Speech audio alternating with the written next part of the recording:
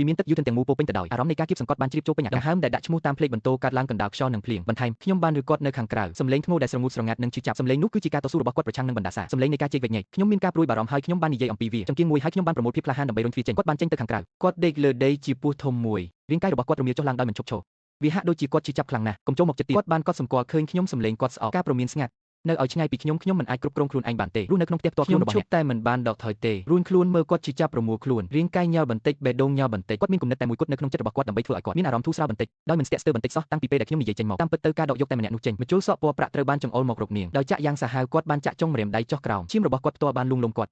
បានស្ងប់ចិត្តបន្តិចម្ដងឈាមរបស់គាត់គុំជើក្រហមបានត្រឡប់មកភាពច្បាស់លាស់របស់វាវិញមានតែទុកសោកគ្មានទីបញ្ចប់សម្រាប់ខ្ញុំការជិះចាប់ក្នុងចិត្តនិងការសោកស្ដាយខ្ញុំអង្អែក្បាលគាត់ហើយខ្សឹបថានិយាយថាខ្ញុំនឹងនៅជាមួយអ្នកហើយអនុញ្ញាតឲ្យអ្នកគេងលក់ស្រួលទៅគេងទៅនៅយប់នោះយើងទាំងពីរនាក់មិនបាននិយាយអ្វីគ្នាទេទោះជាយ៉ាងណាក៏ដោយពាក្យសម្ដីទាំងនោះមានឥទ្ធិពលខ្លាំងជាងយប់អ្នកគេងលក់ស្រួលដូចជាកាំរស្មីដំបងនៃពន្លឺព្រះអាទិត្យពេលវាមកដល់គាត់លែងលាក់ខ្លួននៅមាត់បង្អួចទៀតហើយបន្ទាប់ពីនោះនាងបានដើរមករកខ្ញុំមានអ្វីមួយបាត់នៅក្នុងភ្នែកទាំងនោះភាពប្រងើយកន្តើយបូករួមទាំងការបង្ហាត់ពីខ្ញុំការបញ្ចេញមិត្តមួយដែលពិបាកយល់ទឹកល្វីងអណ្ដែតនៅថ្ងៃត្រជាក់សំណើមខ្ញុំគ្រាន់តែជាមនុស្សធម្មតាម្នាក់ប៉ុណ្ណោះរាងកាយរបស់គាត់បូករួមទាំងគាត់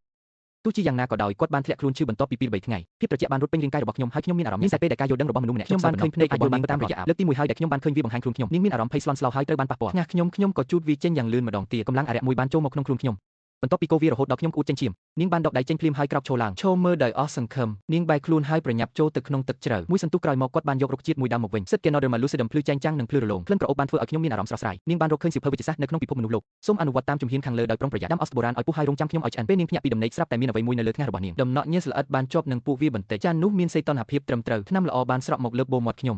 ពុកខ្មៅងឹតមួយមិនអាចជួយអ្វីបានក្រៅពីលេចឡើងក្នុងភ្នែករបស់ខ្ញុំបានឡើងកម្ដៅនោះខ្ញុំនឹងមិនភ្លេចយប់ដ៏ត្រជាក់នោះទេយាយ King ខ្ញុំត្រជាក់ញ័រស្រឡាំងកាំងទន់ភ្លន់ចរន្តនៃភាពសុខដុមរមនាដ៏កក់ក្ដៅបានឡំព័ទ្ធខ្ញុំបើកភ្នែកទាំងបង្ខំហើយឃើញនាងបានប្រែក្លាយទៅជាសត្វសាហាវមួយក្បាលគឺពស់យ៉ាក់មួយដង្កូវទាំងនោះមិនបានមកចិត្តទេប៉ុន្តែពួកវានៅក្នុងខ្លួនខ្ញុំភាពត្រជាក់មួយបានលេចចេញពីក្បែរក្រែពន្លឺក្ដៅនិងចម្លែកមួយម៉ាងដូចជាអេក្រង់មើលមិនឃើញរបាំងបំបែកលំហូរទឹកត្រជាក់នៅខាងក្រៅទាំងស្រុងសូមឲ្យព្រឹត្តិការណ៍បច្ចុប្បន្នទាំងមូលកើតឡើងក្ដៅដូចនីតិក្រដៅនាងនៅស្ងៀមវាបានបន្លឺឡើងប៉ុន្តែវាបានការពារផ្លូវរបស់វាគាត់បានមើលថែខ្ញុំពេញមួយយប់ហើយខ្ញុំបានជាសះស្បើយបន្ទាប់មកសម្លឹងមើលភាពងឹតនិងត្រជាក់នេះវាមានទឹកតែងតែមានអារម្មណ៍ថាខ្វះអ្វីមួយរសជាតិដូច្នេះខ្ញុំបានរកឃើញកន្លែងមួយសារចំហៀងដែលគេបោះបង់ចោលនៅទីនោះពេលនាងប្រែក្លាយទៅជាមនុស្សវិញការប្រមូលកំណាព្យសៀវភៅអក្សរចង់និងគំនូរពីនៅកន្លែងដែលសៀវភៅបានបាត់ខ្លួនជាយូរមកហើយត្រាំក្នុងទឹកអក្សរចង់និងគំនូរក៏ប្រែជាព្រិលដែរវាព្រិលដូច្នេះខ្ញុំបានរកទឹកខ្លះលក្ខណៈប្លែកធន់និងមិនចុះញ៉ាំរបស់ខេត្តពលិសមុទ្រជ្រៅដែលអាចរលួយបានពួកគេក៏បានរកឃើញខ្លះដែលអាចបញ្ចេញសំឡេងទន់បានដែរនៅពេលដែលពន្លឺនៃយប់ចាប់ផ្ដើមព្យាយាមជួសជុលរបស់ដែលលិចទឹកការហូរច្រោះនៃគំនូរបុរាណនិងជាមួយដើមទំពាំងបាយជូរត្បាញចូលទៅក្នុងជីវិតប្រចាំថ្ងៃរចនាប័ទ្មចង្កៀងតុបតែងវាដំបូងឡើយនាងបានប្រែក្លាយទៅជាសត្វតិរច្ឆានគ្រាន់តែដេកនៅឆ្ងាយជាមួយនឹងភ្នែកទាំងនោះដើមឈើពណ៌មាសដុះនៅឆ្ងាយមើលខ្ញុំជួសជុលវាយ៉ាងយកចិត្តទុកដាក់អ្នកដែលត្រុតត្រោមរួចហើយគំនូរនេះអស្ចារ្យណាស់ប៉ុន្តែមានភាពច្របូកច្របល់នាងហាក់ដូចជាកំពុងត្បាញវលឹះវាមាន